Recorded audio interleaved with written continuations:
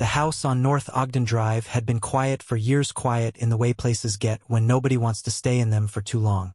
Realtors never said it aloud, but everyone in the neighborhood understood why the listing price kept dropping every few months. They remembered what happened inside back in the late 90s. And although Chris Farley had been gone for decades, the house had kept a kind of nervous energy, as if it had never fully settled after him. When the new owners, Evan and Marissa Collins, first stepped inside, they immediately sensed something off, not frightening, not supernatural, just wrong. The air felt warmer near the ceiling and cold in the lower half of the living room, as if the temperature refused to balance. The floorboards creaked in ways that didn't match the direction of their steps. And on the very first night, the house made a sound they couldn't explain. It was 2:14 a.m. The couple wasn't even asleep yet, jet lag, moving stress, boxes everywhere. They were sitting across from each other on the already dusty hardwood floor, eating takeout from cardboard containers, when a sudden thud struck the upstairs hallway. Not a settling sound, not a pipe. It was a heavy impact, like someone dropping their full weight onto the floorboards. Marissa froze mid-sentence. Evan looked up at the ceiling. They waited. Then came the unmistakable rhythm of footsteps. Slow, uneven, a dragging pattern, starting near the far end of the hall and moving toward the master bedroom. Evan stood up fast, adrenaline spiking, and grabbed the small flashlight from his pocket. He used it earlier while checking the breaker. He whispered, "Someone got in. It has to be someone who got in." But as he climbed the stairs, the noise stopped instantly. And what unsettled him most wasn't the silence, it was that the floorboards in the hallway were completely covered in dust from construction. No footprints, no disturbance. Nothing had moved. The next morning, he asked the next-door neighbor, a man in his 60s named Alvaro, whether anyone had ever reported break-ins in the previous years. Alvaro hesitated. His eyes shifted toward the house for a moment before he said, "People hear things in there. Not just you. Before you moved in, a couple tried to renovate the second floor. They left within 3 months. They said someone kept walking around at night. Heavy footsteps, like the house had weight." He didn't dramatize it. He didn't look scared.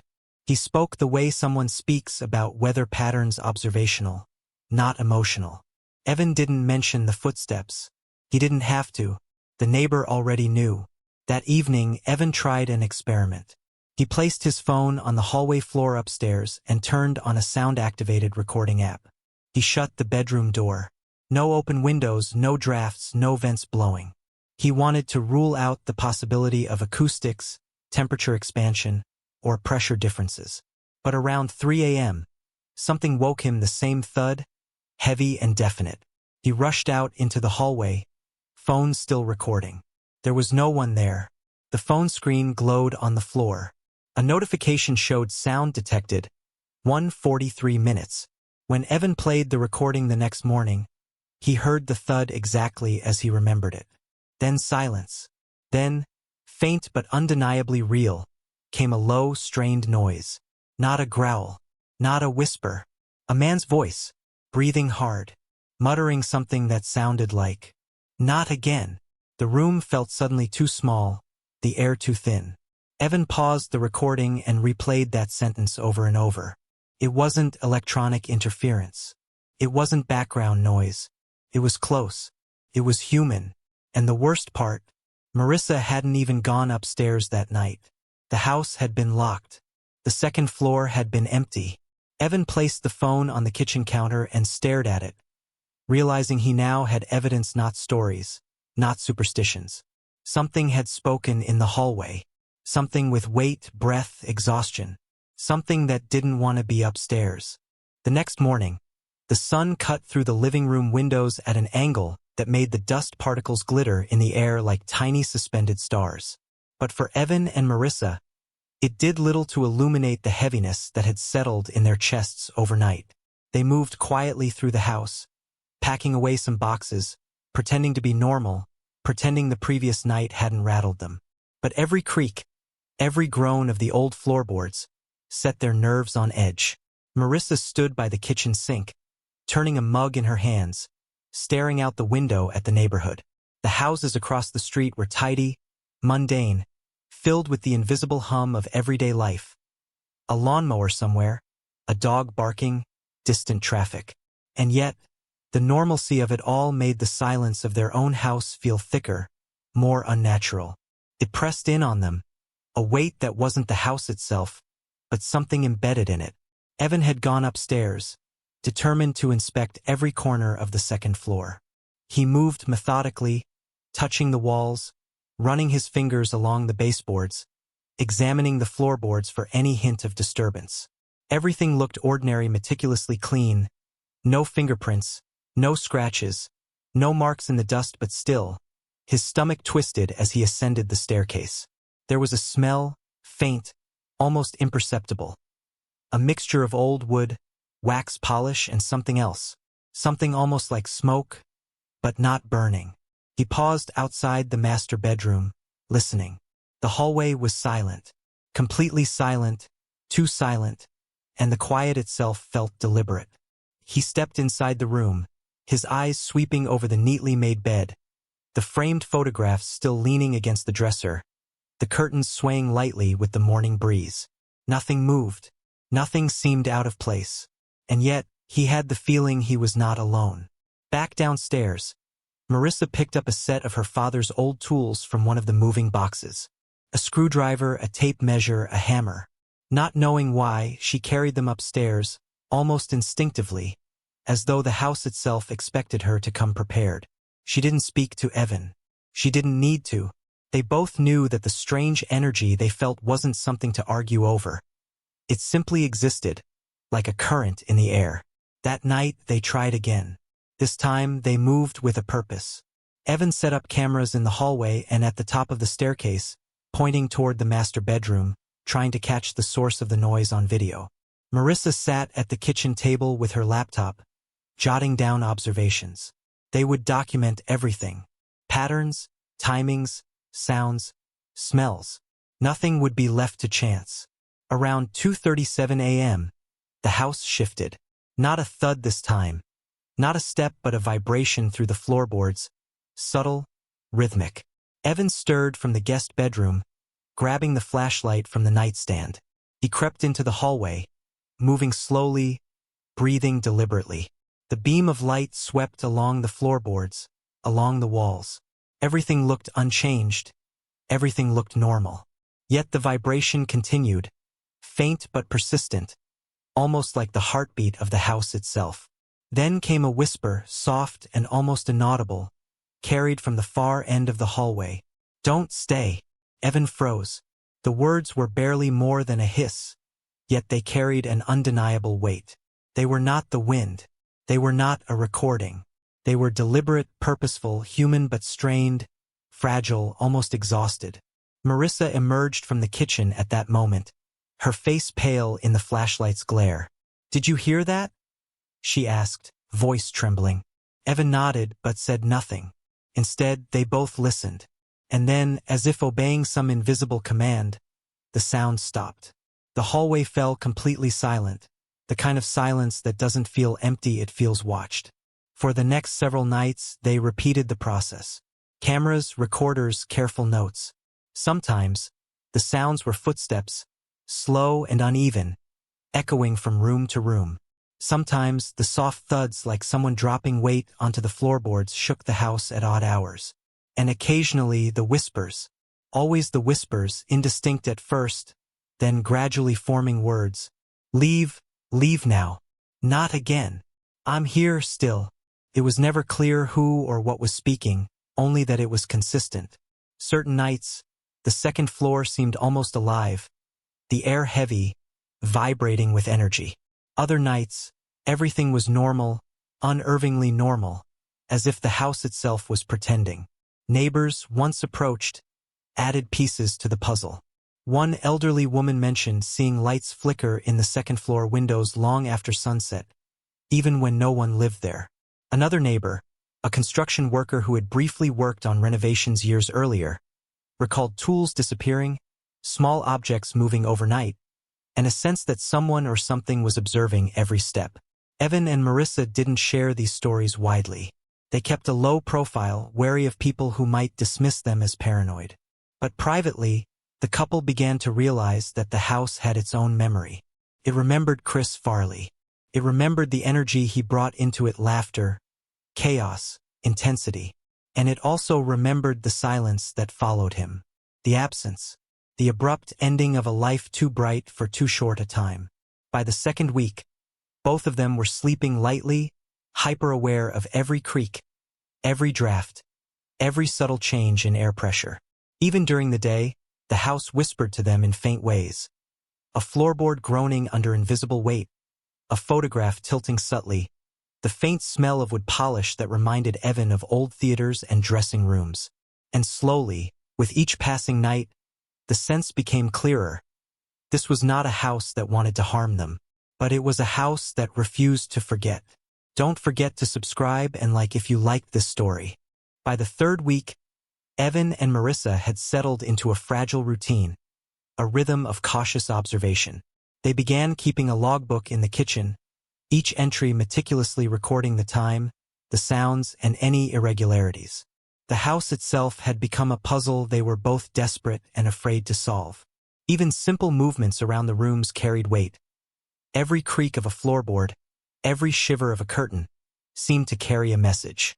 One afternoon, Evan decided to investigate the attic. He had avoided it initially, assuming it would be empty and dusty, filled only with boxes and forgotten furniture. But something had been calling him up there, an almost imperceptible pull, like a low hum vibrating through the floorboards. He climbed the narrow stairs slowly, each step careful, deliberate, testing the weight of the boards beneath him.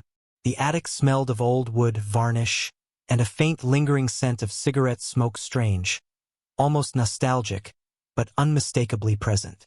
He moved the flashlight beam over stacks of boxes, furniture covered in white sheets, and trunks coated in decades of dust.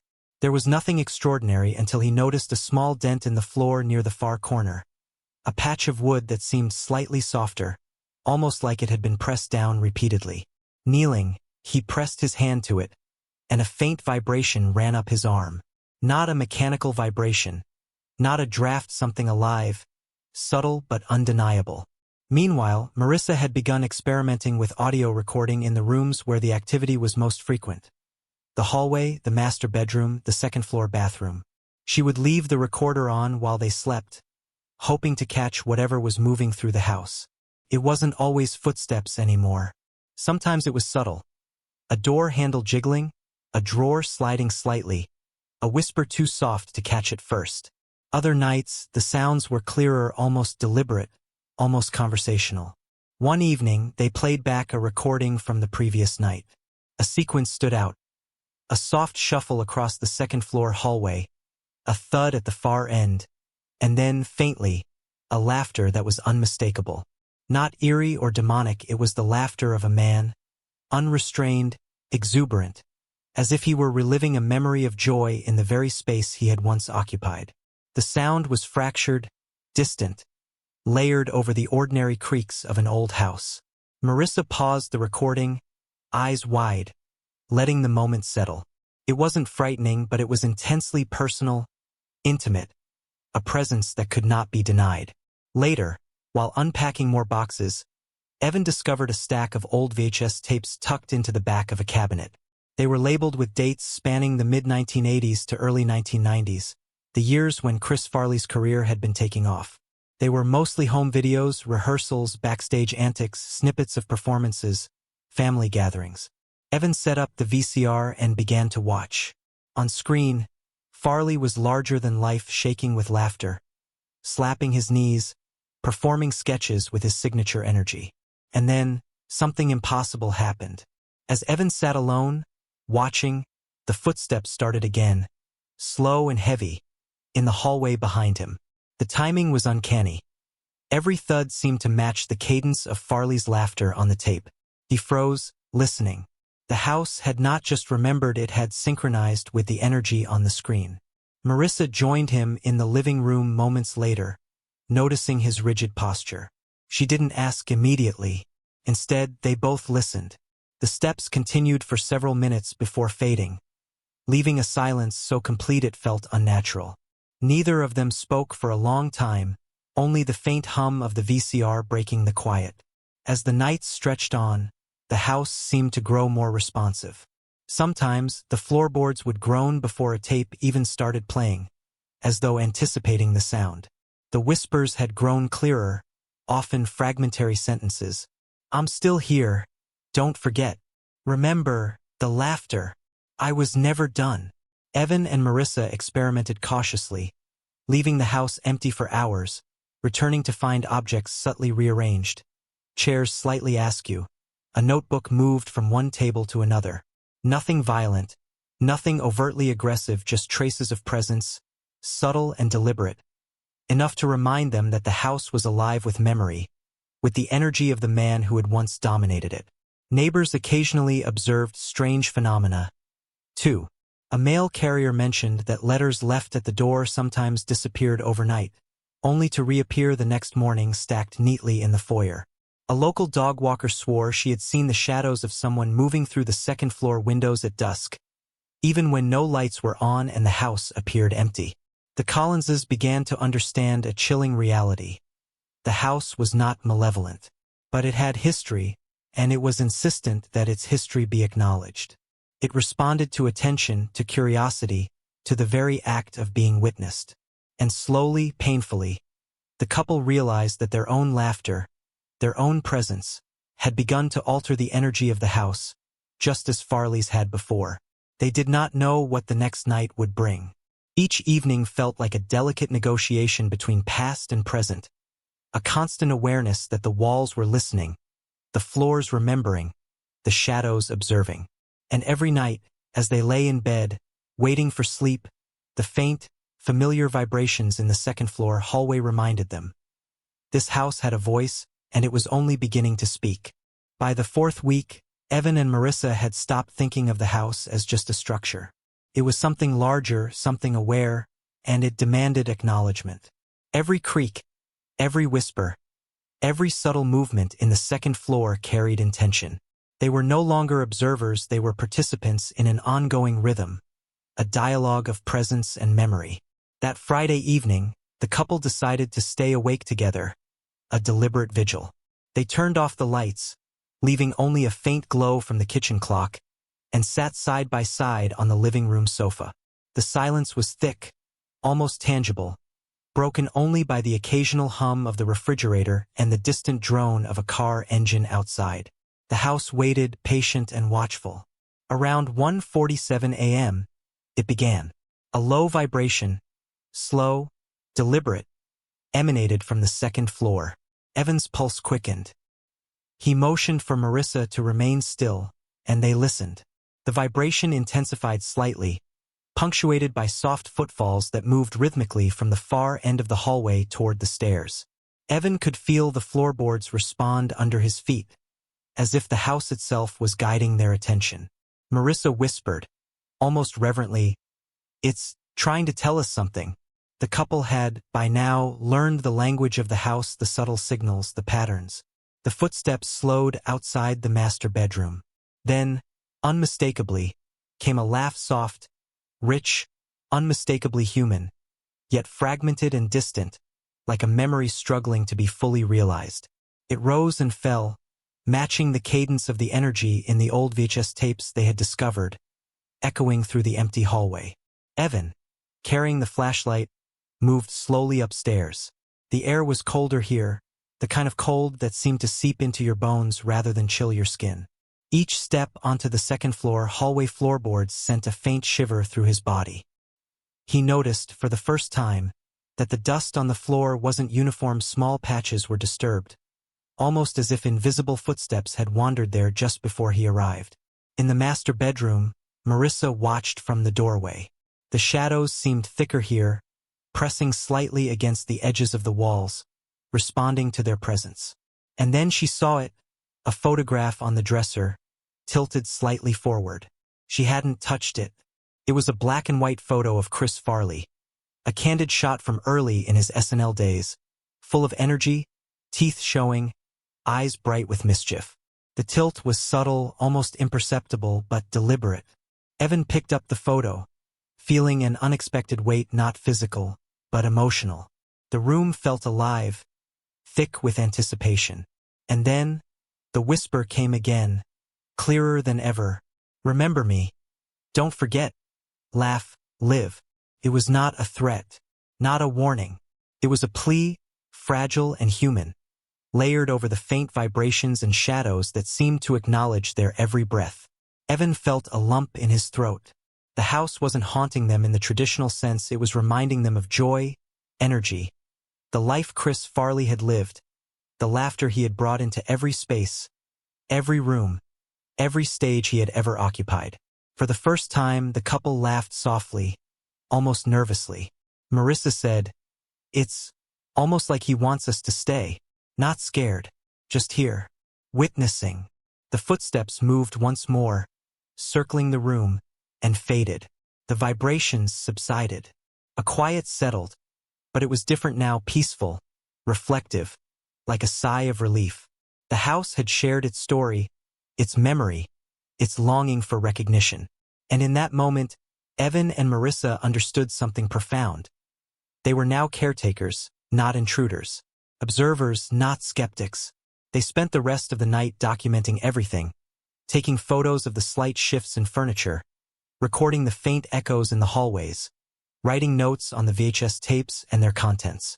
Every sound, every vibration, every whisper was logged, preserved, acknowledged. By morning, the house felt lighter, somehow calmer. The energy that had pressed on them for weeks had softened, not disappeared, but transformed into something more akin to a presence of memory rather than menace. Weeks later, friends and family visited.